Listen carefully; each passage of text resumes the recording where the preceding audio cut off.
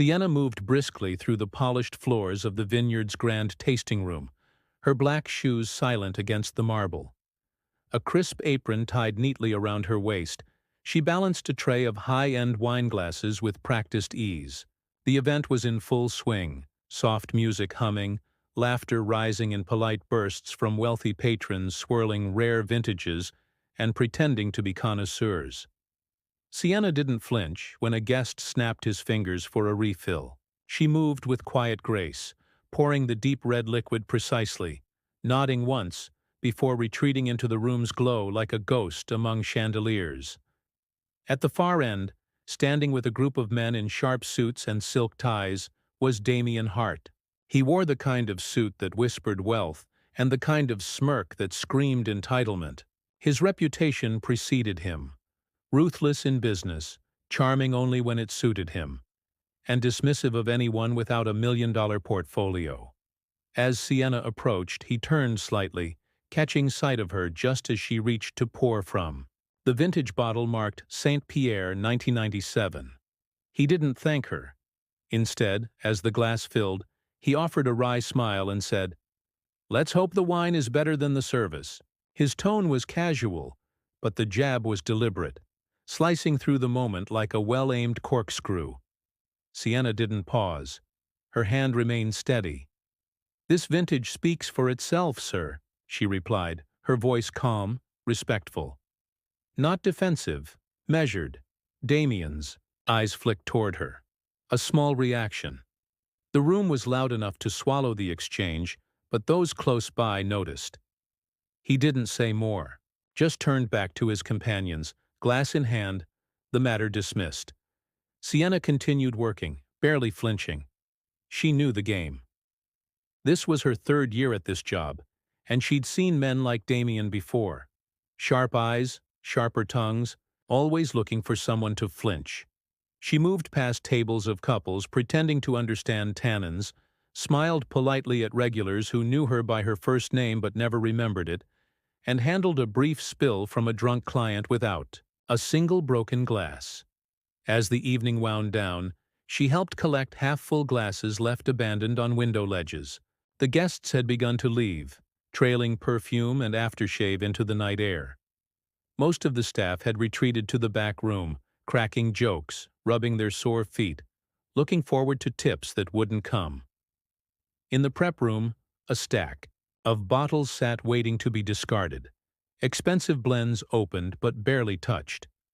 The waste had always bothered her. Carefully, without a word, she reached for one bottle near the back. Monte Soler, 2001, nearly full. She tucked it into her tote bag wrapped in a spare cloth napkin, checking over her shoulder as she did. Her co-worker, Jenna, leaned against the counter eating a handful of olives. She raised an eyebrow but didn't speak. Sienna didn't explain. She never did. She just offered a small shrug, a silent pact between underpaid servers and the luxury they served. Just as she was about to clock out, her name came over the earpiece. "Sienna, front tasting room. Mr. Hart asked for you." She froze. Jenna mouthed, "What did you do?" Sienna ignored her. She smoothed her shirt, straightened her ponytail, and made the long walk back through the dim hallway toward the main tasting room. The once crowded space now felt cavernous, quiet, as if the room itself were holding its breath. Damien Hart stood alone near the tasting bar, leaning casually against the counter, glass in hand. The soft lighting cast shadows across his jawline, and for a moment he looked less like a billionaire and more like a man waiting for something, or someone, to impress him. "You asked for me, sir?" Sienna kept her voice even, neutral. She didn't glance at the half-empty glass or the bottle on the counter. He turned, nodded slowly. "You served me earlier."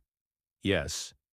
He looked her up and down, not lecherously, just analytically, like she was a file he hadn't opened yet. "You work these events often?" "I do," she said. 3 years. He swirled his wine, took a small sip. "And yet, you don't speak like the others." Sienna didn't respond. "I've been drinking wine longer than you've been alive," Damien continued. And I've had sommeliers flatter me in 7 languages, all while lying about how perfect the pour was. But you said nothing. Sienna blinked once. I wasn't asked a question. He gave a dry laugh. Touché. He stepped away from the bar and gestured to the bottle. What do you think of this? She hesitated. He raised an eyebrow. Don't flatter me. Tell the truth. Sienna stepped forward, gently picked up the bottle, looked at the label, then back at him. It's aged well, but it was open too long before the pour. It's losing its edge. Damien stared at her. You're right. He paused, as if weighing something. I'm holding a private blend trial this weekend, he said slowly. At my vineyard in Oak Hollow. I want you to come. She frowned. I'm not a sommelier. No, he said. You're something different. You've got a tongue that cuts and a mouth that doesn't run. I need more of that. I don't understand. You don't have to. Just show up. Sienna didn't nod, didn't agree, but she didn't say no either. He turned back to his wine. You can go. She walked out, the sound of her steps muffled by the plush carpet, the expensive air thick with the scent of oak and ferment. In the back room, Jenna looked up. What did he want? Sienna opened her locker, removed the bottle from her tote bag, and placed it gently inside, wrapped tight. I think, she said quietly. He's testing me. And without waiting for a reply, she shut the locker door and walked into the night. The invitation arrived not by email or phone, but through a simple, cream-colored envelope slid across the staff locker room bench the next morning. Sienna opened it cautiously, her name printed in elegant black ink across the front. Inside, a single line. Oak Hollow Estate, Saturday, 8 a.m. D.H. No explanation, no instructions. Just that. She stared at it for a long moment before folding it neatly and slipping it into her apron pocket. Saturday came quickly. She didn't own anything fancy enough for a billionaire's private vineyard, so she wore her cleanest white blouse, black slacks, and a pair of worn loafers polished within an inch of their life. The drive to Oak Hollow was silent. She borrowed her cousin's rusted car, the GPS glitching every few miles. When she finally arrived, she was stopped at the front gate by security who scanned her ID, checked a list, and then wordlessly waved her through. The estate was massive. Sprawling hills of vine rows stretched under a pale morning sky. Workers moved in the distance like dots on canvas. A stone driveway led to a French-style chateau, its windows gleaming in the sun. Sienna stepped out of the car, clutching her small notebook like armor. As she approached the main doors, they opened before she could knock. A woman in a sleek gray dress, clipboard in hand, looked her over without much warmth. You're the server? Sienna, she replied. Right. The woman didn't offer her name. Follow me. She was led through polished halls to a large room filled with long oak tables arranged in a wide U-shape. At each setting sat a nameplate, crystal glasses, and tasting notes. Men and women in tailored blazers, silk scarves, and expensive watches murmured quietly, comparing vineyard acquisitions and rare imports. It was clear no one here came from a staff locker room the night before. There was no place card for Sienna. She stood awkwardly by the wall, invisible in the way workers often are in wealthy spaces. Then Damien entered. He didn't make a speech. He simply walked to the front, nodded at the staff to begin, and took his seat. A few eyes followed him, and a few more followed where his eyes landed. Straight on Sienna. He gestured slightly, just a flick of his fingers. She stepped forward, unsure whether to sit or stand. No one offered her a seat. They began pouring. Each participant received a measured pour from unmarked bottles, each blend numbered instead of named. Sienna stood behind the table, arms crossed tightly, listening. The professionals spoke in polished tones, referencing flavor profiles, terroir, weather impact, and balance. It was like a foreign language with a familiar taste. By the third sample, Sienna noticed something. The fourth glass, Blend Duru 7, held a sharpness that didn't match the rest, not in body, but in finish. It bit at the end. Her brow furrowed. No one mentioned it. Instead, they praised the boldness, the lingering spice.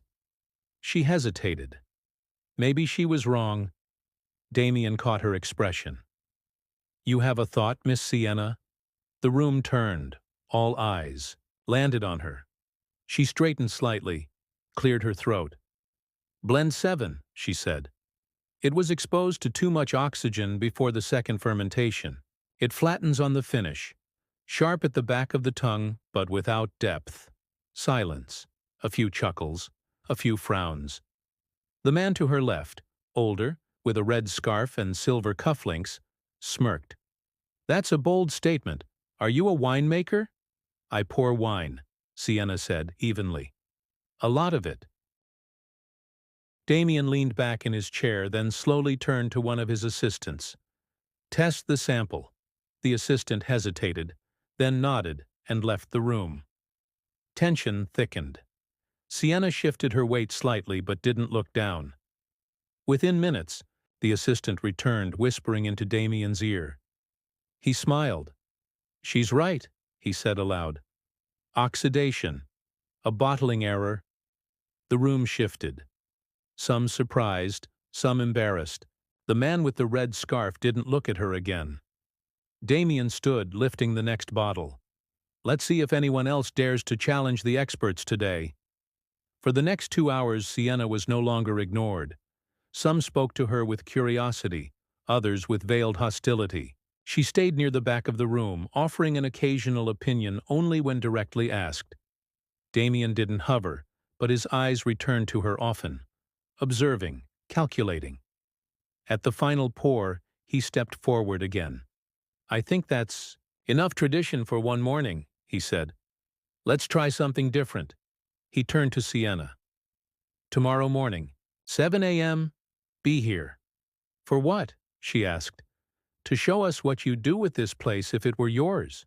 The room laughed, soft, confused laughter. But Damien wasn't joking. Sienna blinked. "I don't know anything about owning a vineyard." "Good," he said. "Then maybe you'll make fewer mistakes." She didn't answer, just looked at him, then gave a single, small nod. The rest of the room continued sipping, swirling, and pretending they hadn't just been shifted off balance by a girl who, yesterday, had served them drinks with a towel over her arm. The next morning, Sienna stood at the edge of the vineyard before the sun had fully broken over the hills. Dew clung to the grapevines like glass beads, and the smell of wet earth filled the air. She wasn't in uniform anymore. Damien had made arrangements for her to stay in one of the worker cottages, and a fresh set of clothes had been placed on her bed. Simple, durable, meant for labor, not service. Without much instruction, she fell in line with the crew.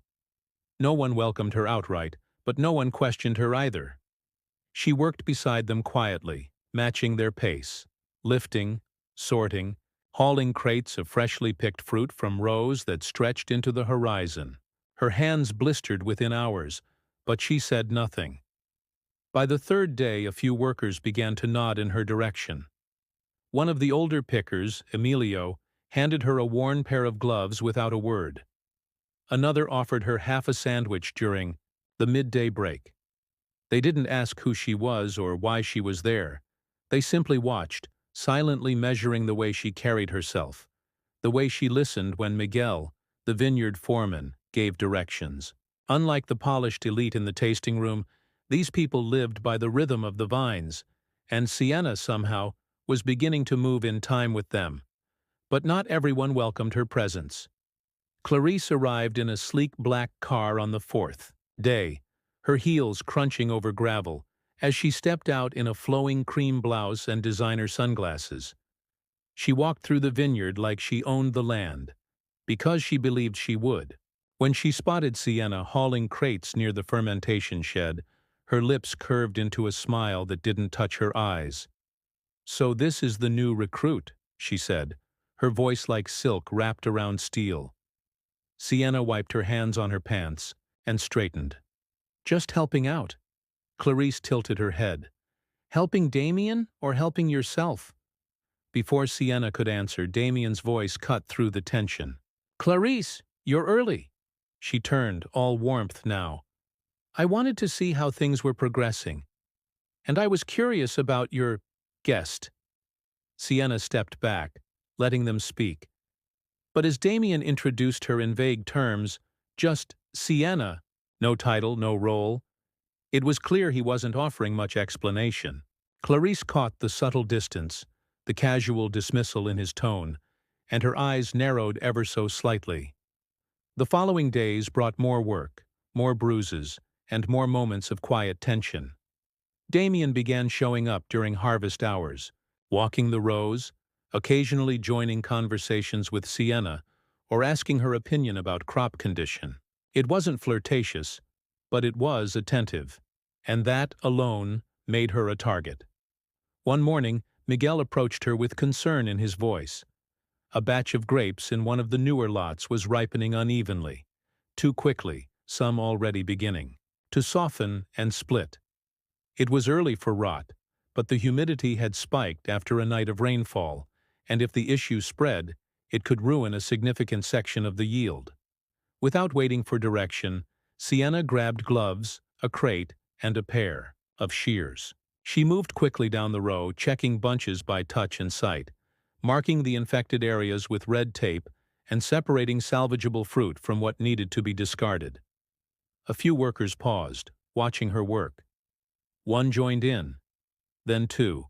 By noon, Miguel arrived and saw half the row cleared and organized. "What made you check this section?" he asked. "It's downhill from the compost basin," she said. "Runoff water probably settled there overnight." Miguel gave her a look that said more than thanks. It was respect. Earned, not given. Word reached Damien by evening. He walked the row himself, quietly surveying her work. When he found her near the edge of the field rinsing her hands, he said, "You saved that batch." Sienna just shrugged. "It's what anyone would have done." "No," he replied. "They wouldn't have." But the praise didn't go unnoticed. Later that night, returning to the workers' quarters after a long day, Sienna paused near the back terrace of the main house. Voices drifted from the open glass doors, low, urgent. She stepped behind a trellis, barely breathing. "I'm not waiting another year." Damien's distracted, Clarice's voice snapped. "She's not just a phase. She's in the fields now. With his staff. With him." A second voice, deeper, older. "Let him think he's playing farmer. Once the season ends, we finalize the buyout. You and I turn this place into a resort. Exactly as planned." Clarice exhaled sharply. "Then get the documents ready. I want her gone before he realizes she sees more than grapes." Sienna stood frozen. Her chest tightened, not from fear, but something harder to name. Betrayal wasn't new to her. She'd lived through it in smaller ways, quieter ones. But this was different. This vineyard wasn't just a job anymore. It wasn't just another paycheck or stepping stone. She had begun to care. About the work. About the people. About the land. And somewhere deep inside, though she wouldn't admit it, not even to herself, she had begun to care about Damien. She stepped back silently and returned to her room. She didn't sleep that night. She lay on the narrow bed staring at the ceiling, hearing every sound outside, every shift in the wind. Her hands were cracked, her nails stained with grape juice, and her shoulders ached from labor, but her mind ran in loops, trying to make sense of what she'd overheard. They planned to gut the vineyard, turn it into a luxury escape for people who didn't care about soil, fermentation, or legacy, just aesthetics and profit. And Damien didn't know. Or worse, he did. The next morning, as the sun peeked through the vineyard mist, Sienna stood near the edge of the fields, absently pulling at a loose thread on her sleeve. The air was still cool, and her body ached from another night of restless sleep. The conversation she'd overheard played on a loop in her head, each word cutting deeper than the last. She hadn't told anyone. Not yet. But the weight of it settled heavily on her shoulders, and eventually she found herself walking toward the old storage shed where Miguel usually took his morning coffee alone.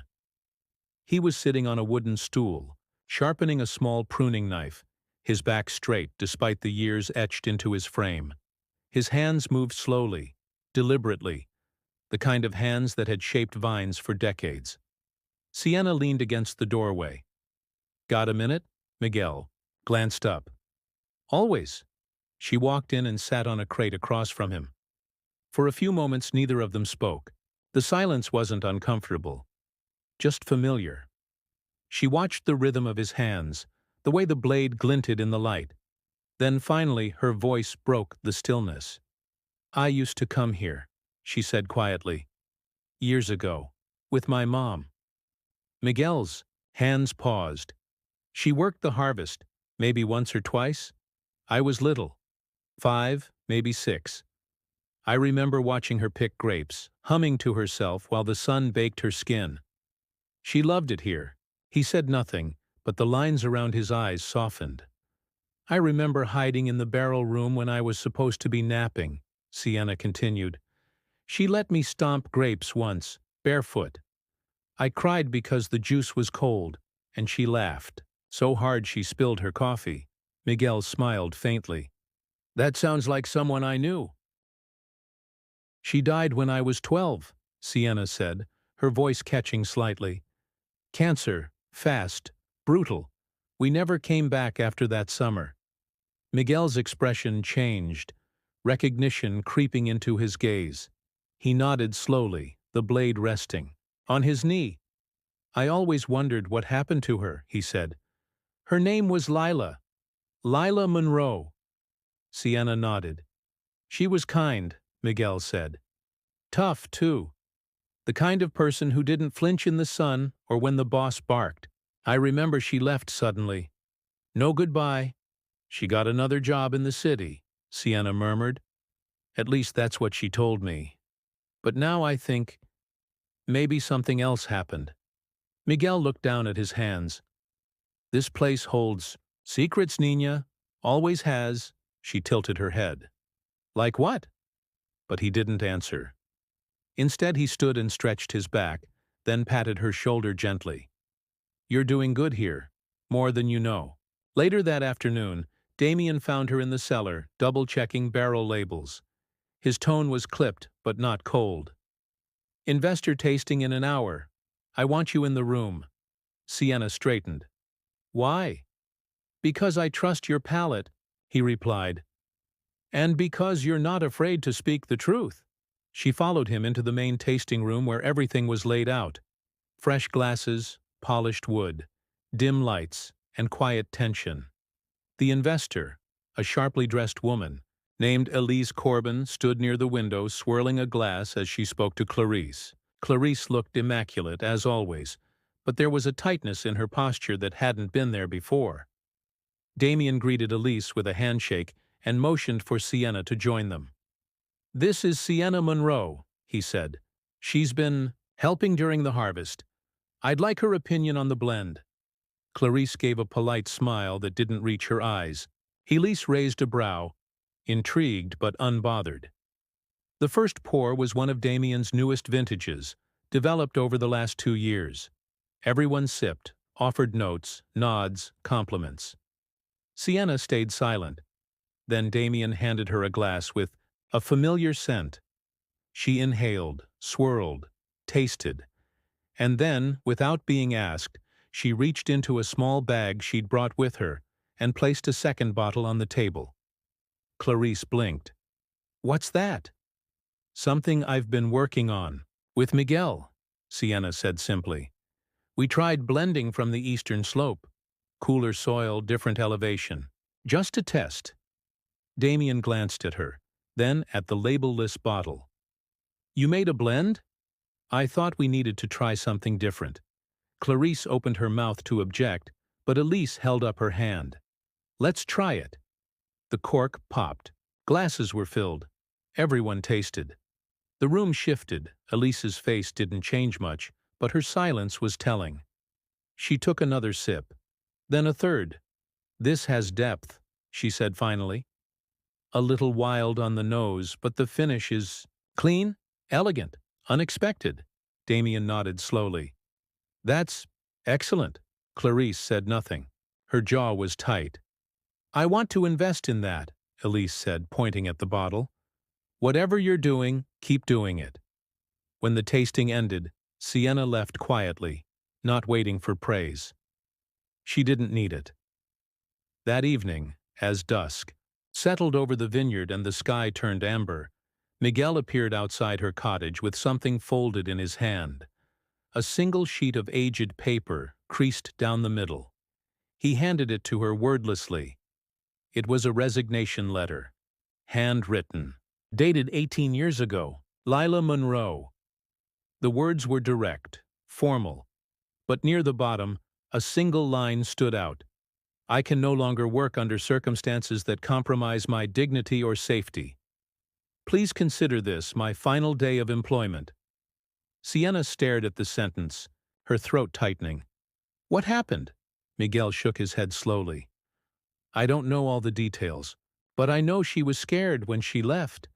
Someone made her feel small here, and she was not the kind of woman who ran away without reason." Sienna folded the paper carefully, like something sacred. "She deserved better," she said quietly. Miguel nodded. "So do you." The stars were starting to appear when she stepped out into the open, letter clutched in her hand, the vineyard stretching around her like a memory too old to fix and too recent to forget. The vineyard buzzed with the usual end-of-season chaos, bottling, labeling, final inspections. But underneath the routine ran an undercurrent of tension. Word had begun to spread that something was off in the books. It started with whispers.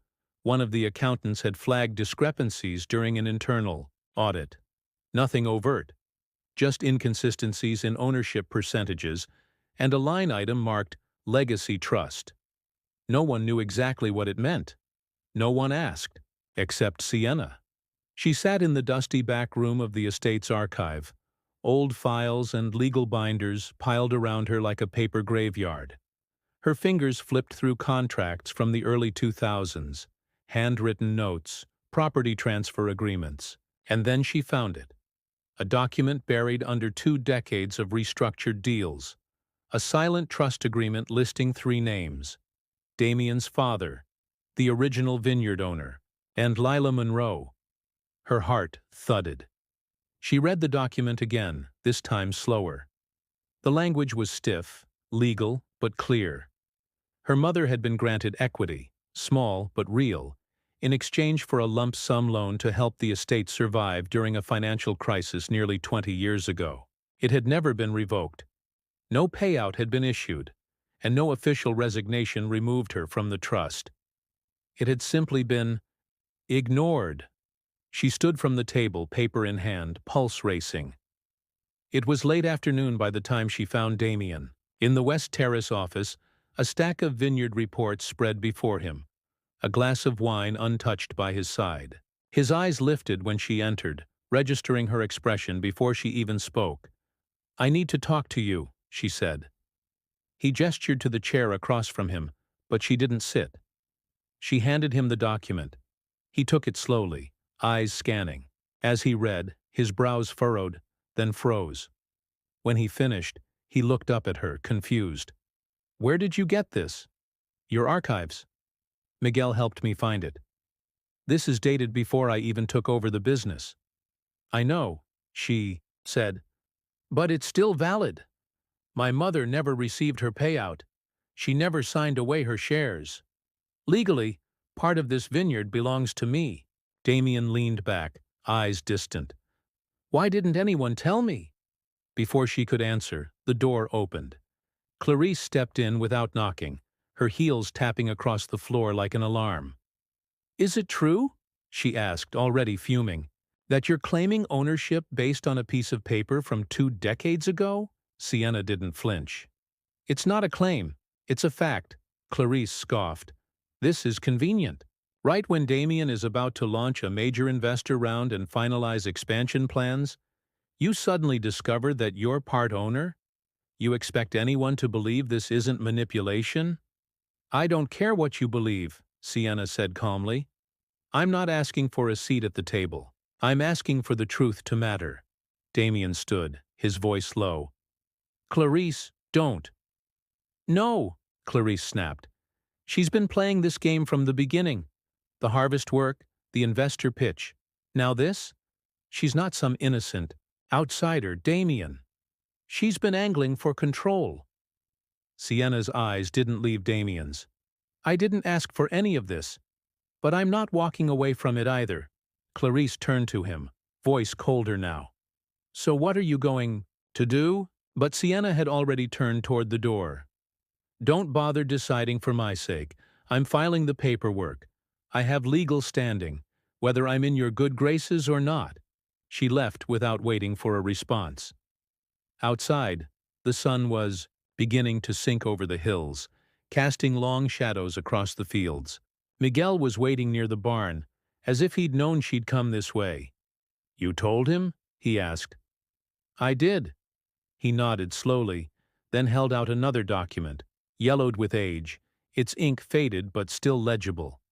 This one explains why. Sienna took it. A letter written by Damien's father to her mother, dated the week before the silent trust was signed. It spoke of gratitude, of respect, and of regret. Her mother had saved the vineyard once, financially and physically, by stepping in during a labor strike and offering money from her own savings to keep the business afloat. She'd been promised respect and equity. But when the old man died, his promises were buried with him. He offered her silence in exchange for security, Miguel said. Your mother never wanted revenge. She just wanted a future for you. Sienna blinked back tears, swallowing hard.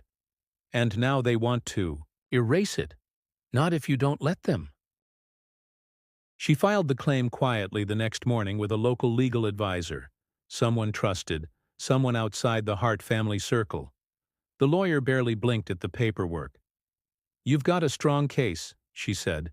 Don't let the estate. Lawyers try to scare you. News traveled fast, faster than she expected. Within 48 hours, the vineyard was buzzing. Some workers looked at her differently. Curious, cautious. Others offered quiet nods. Clarice hadn't spoken to her since that day in the office, but her presence loomed like a thundercloud. Damien found out from his own legal team. The conversation, when it happened, was behind closed doors with his CFO, his legal counsel, and his estate manager. Papers were spread out across a conference table, and Sienna's name appeared in every folder. You didn't think I'd find out? Damien asked them, voice low, dangerous. One of the men adjusted his tie. We assumed it was irrelevant. The trust was dormant. There was no activity, no contact. She's standing on my land and knew more about it in 2 weeks than you've told me in 10 years, Damien said sharply. And you all let it slide because she wasn't a threat to your structure. Sir, the lawyer began, if I may— No, Damien interrupted. You don't get to spin this. You buried this. You buried her. Outside, the vineyard continued to operate like nothing had changed. But inside the house, Damien stood at a crossroads. He looked down, at the paper again, Lila Monroe, and next to it, her daughter's signature. There was no denying it anymore. The room was colder than usual, not because of the temperature but because of the tension thickening the air.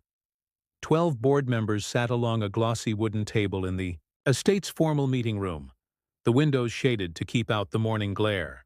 Damien stood at the head, dressed in an uncharacteristically simple black shirt, sleeves rolled halfway. His usual arrogance had been replaced with something quieter. Resolve, maybe, or resignation.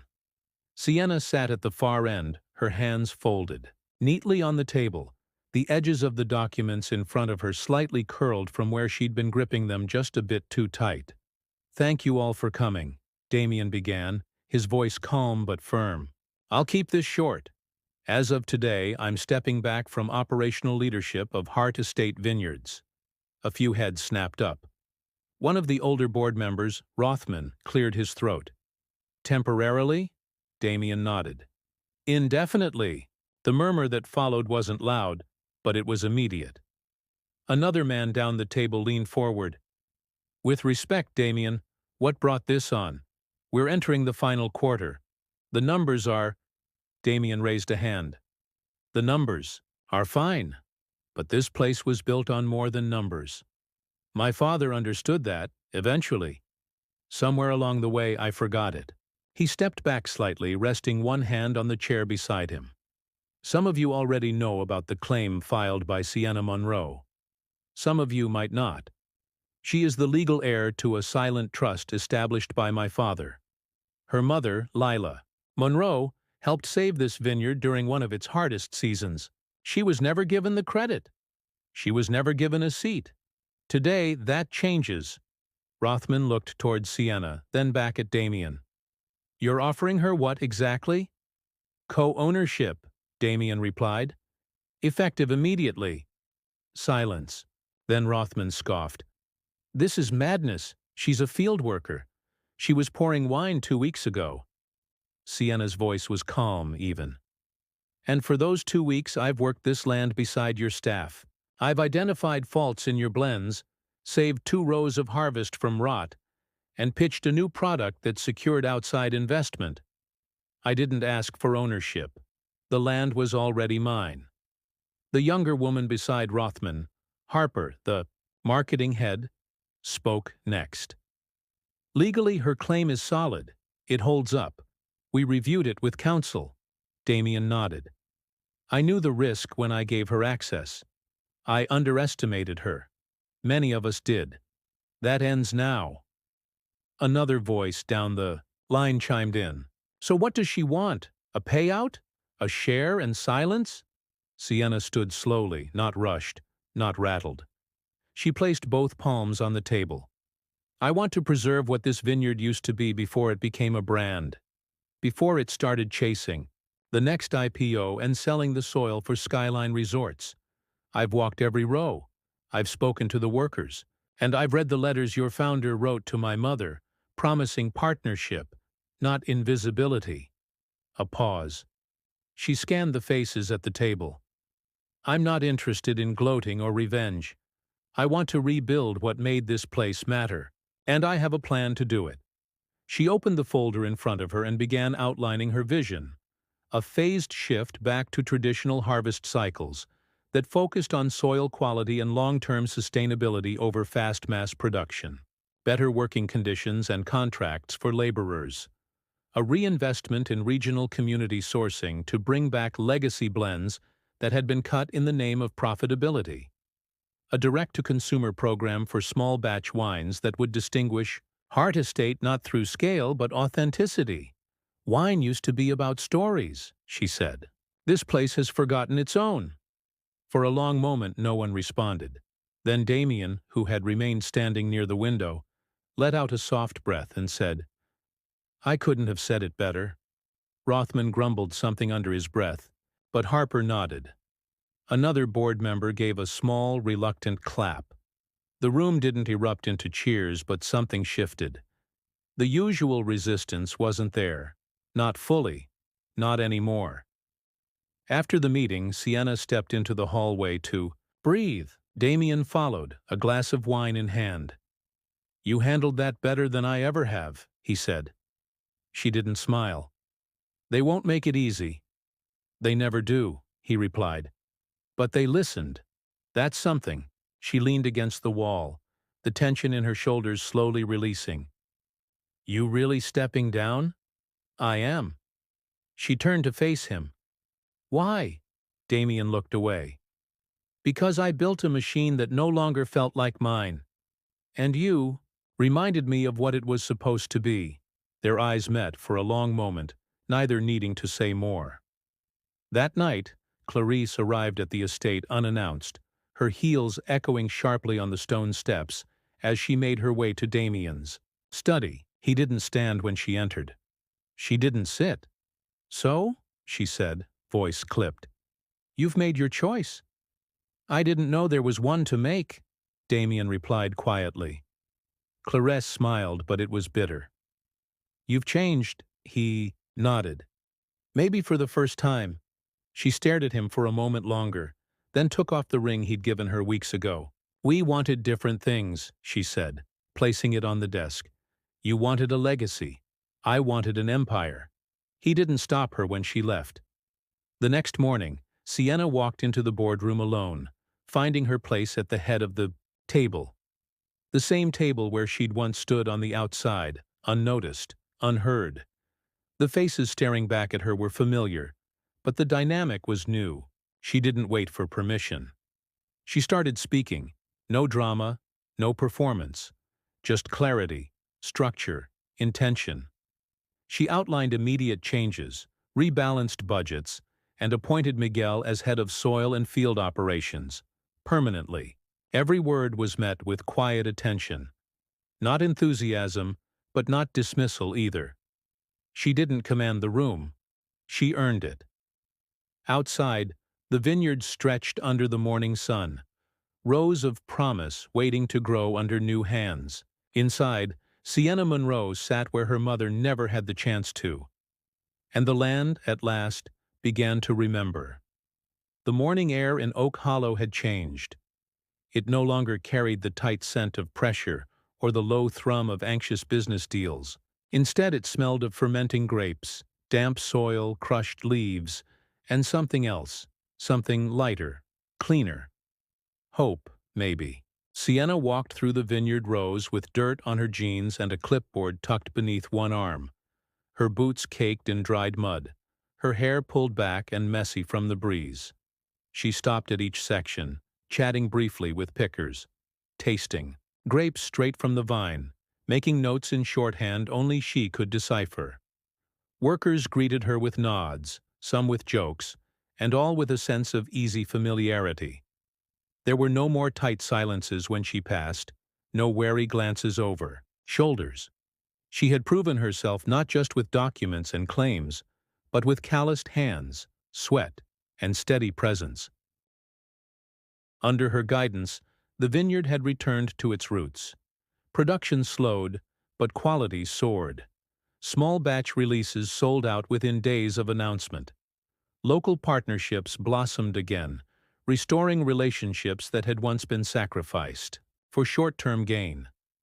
The barrels bore new stamps, the blends carried deeper flavor, and every label carried the quiet echo of someone who had once been left out of the story. In the office, Miguel worked alongside a team of younger field managers, passing down the old methods with sharp eyes and gentler words than he used to. He grumbled about modern systems but never once missed a field inspection.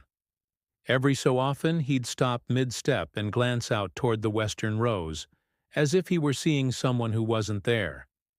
He never said it aloud, but in Sienna he saw a rhythm he thought had been lost. She didn't ask for titles, though they called her director now. She didn't decorate her new position with leather chairs or corner windows. Her office was a former storage room with 2 windows, a coffee pot, and a chalkboard where workers scribbled daily harvest jokes. The power wasn't in the walls. It was in her walk, her word, and the respect that met her wherever she went. One late afternoon, the estate sat quiet under the settling light of an early fall sun. The sky was washed in a soft orange hue, the vines golden and full, swaying lazily in the breeze. Sienna stood at the edge of the highest hill, arms crossed, surveying the land like someone who had grown it from her own hands. She didn't hear Damien approach. He'd come without announcement, as he had a few times in the past months, always alone, always unassuming, always carrying something in hand. Today, it was a bottle. She turned slightly as he stopped beside her, the bottle glinting in the sunlight. He said nothing for a moment, just stood there, both of them looking out over the fields. Then he held the bottle out to her. She took it gently, reading the label. It was her blend, the one she'd pitched months ago in a room full of people who didn't want to hear her. Only now it was official, bottled, branded, and for the first time it bore a name, Monroe Reserve. He exhaled slowly. "You were right, about everything." She didn't answer. She just ran her hand over the label and felt her throat tighten. The glass was cool in her hand, grounding. The vineyard below them rustled softly, vines whispering secrets they'd kept for years. Damien sat down beneath the nearby olive tree, legs stretched out in front of him. She joined him a moment later, the grass slightly damp beneath her. Neither spoke for a while. They didn't need to. The silence between them had grown comfortable, familiar, filled with things already understood. He finally broke it, his voice low. I tried to protect the vineyard by controlling it. You protected it by listening to it. She looked out toward the eastern rows, where new shoots had just begun to push through the turned soil. I wasn't trying to protect it, she said. I was trying to honor it. He nodded, watching her as if seeing her clearly for the first time, not as an opponent or challenge or anomaly, but as someone whose blood ran with the same memory of the land. There was no regret in his eyes, just a quiet sort of peace. She uncorked the bottle, pouring them each a small glass from the metal flask she'd tucked in her bag. An old harvest habit. They sipped slowly, and the wine was better than she remembered. Not because of perfection, but because it was honest. It didn't pretend. It didn't overreach. It just spoke clearly of soil and effort and time. He raised his glass toward her. To her. Sienna raised hers too. To the ones who stayed silent but never stopped shaping things. As the sun sank lower, painting gold across the hills, she sat back, the bottle nestled in the grass between them. Wind tugged at the loose strands of her hair. She closed her eyes for a second, letting the warmth of the evening settle into her skin, and when she opened them, the entire vineyard looked like it was breathing with her. She would have loved this, she whispered. Damien didn't ask who she meant. She didn't need to explain. As the final light dipped behind the horizon, casting long shadows across the land her mother once walked, Sienna felt a stillness she had never known before. Not the stillness of endings, but of something fulfilled, finally seen. She glanced once more at the label, her name etched into the curve of the bottle. Not as decoration, but as truth. Some inherit legacies, others reclaim them. If this story moved you, don't forget to like, comment, and subscribe for more cinematic stories inspired by real strength.